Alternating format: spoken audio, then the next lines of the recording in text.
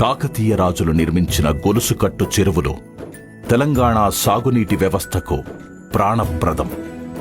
సమైక్య పాలనలో చెరువుల వ్యవస్థ చిన్నాభిన్నం. చెరువులకు నవజీవం తెచ్చే పథకానికి కాకతీయుల స్మరణలో మిషన్ కాకతీయగా నామకరణం.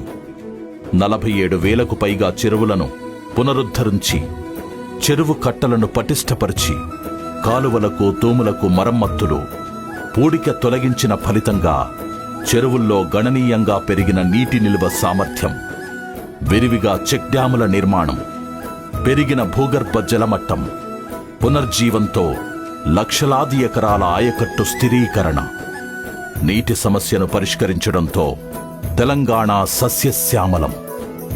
మెరుగైన కులవృత్తుల జీవన విధానం, సుగమమైన ఆదాయ మార్గం, పల్లెల్లో అయింది బతుకు సంబురం.